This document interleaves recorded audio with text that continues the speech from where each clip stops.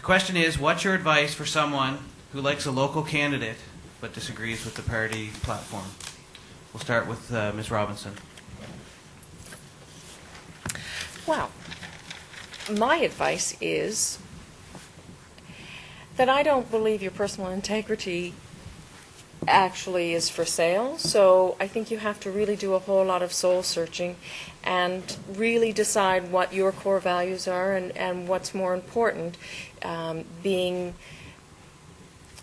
re-elected or standing up for what you believe is right. So I guess it would just simply be seeing who you really are and deciding and making the decision based on that. Thank you. Thank you. Mr. Blanche? I understand the question to be, what is your advice for someone who likes the local candidate but not the party policy? That's a good question. Not one I can easily answer. I think you should meet the candidate, find the candidate. If it's me, phone, email, I'll phone you back.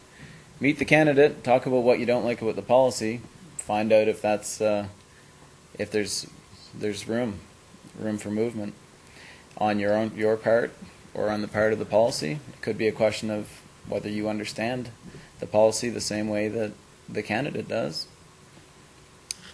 I definitely think the answer is communication. That's the best way to go about it. I've had many people call and email me, and I've been really quick to respond because I think that that's the opportunity in this process to actually communicate. If you call me and we can't come to agreement, you can vote for someone else, and at least I'll better understand what's going on in the minds of the people in the community, which would serve me well. So I'm not sure who asked this question, but thanks for it. I'll state this. It was Al via email. Thank you, Al. Yeah. I appreciate it. Sorry, Al. Mr. Armstrong?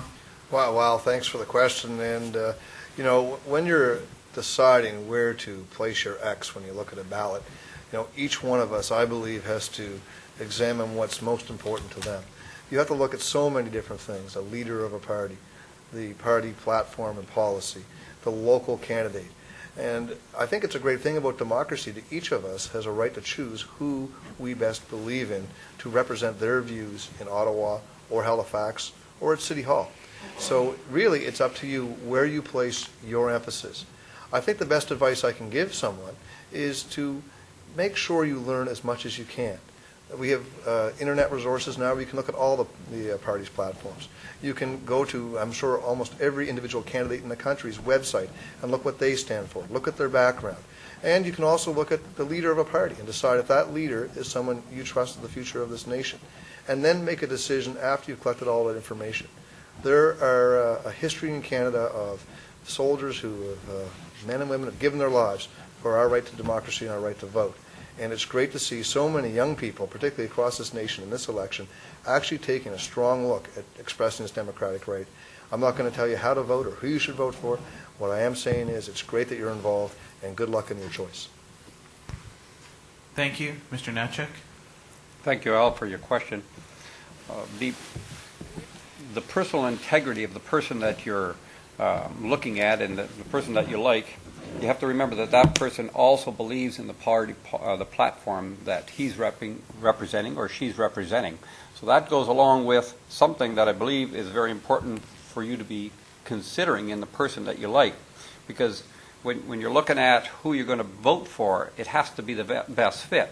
When they come to the door knocking and you ask, they find out all about you, you're sharing, I share everything, openly with them on my past and why I'm in politics, but they also want to know about, and I want them to know about what I represent as a party.